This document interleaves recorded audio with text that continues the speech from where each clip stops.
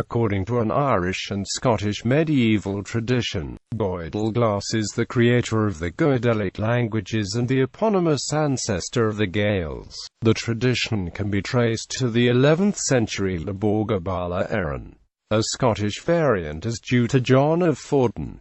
Lebor Gabála Érenn. The narrative in the Lebor Gabála Érenn is a perhaps fictional account of the origin of the Gaels as the descendants of the Scythian prince Phineas, Farsaid, one of 72 chieftains who built the Tower of Babel.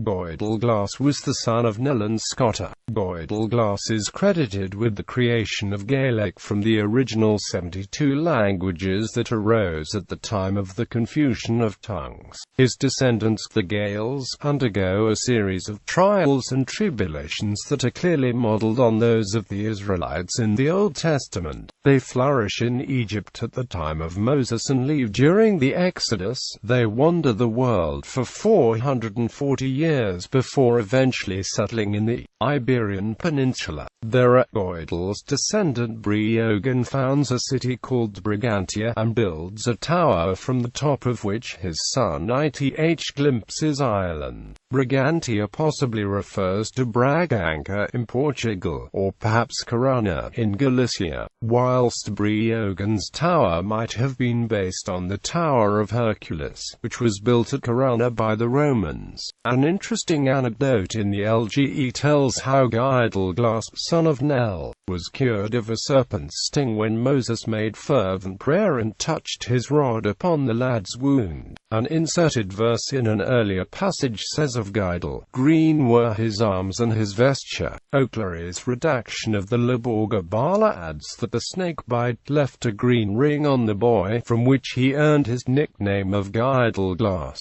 Keating also repeats this, quoting a glossarial verse, although he prefaces it with an alternate derivation of the nickname from the word for lock. John of Fordun, a Scottish version of the tale of Goídel Glas and Scotta, was recorded by John of Fordun. This is apparently not based on the main Irish Lebor Gabála account. Fordun refers to multiple sources, and his version is taken to be an attempt to synthesize these multiple accounts into a single history. In Fordun's version, Gaels, as he calls Goídel Glas, is the son of a certain king of the countries of Greece, Neolus, or Hielaus by name, who was exiled to Egypt and took service with the pharaoh, marrying Pharaoh's daughter Scotta. Various accounts of how Gaels came to be expelled from Egypt by a revolt following the death of Pharaoh and his army in the Red Sea, pursuing Moses, or in terror from the plagues of Egypt, or after an invasion by Ethiopians, are given. But the upshot is that Gaels and Scotta are exiled together with Greek and Egyptian nobles,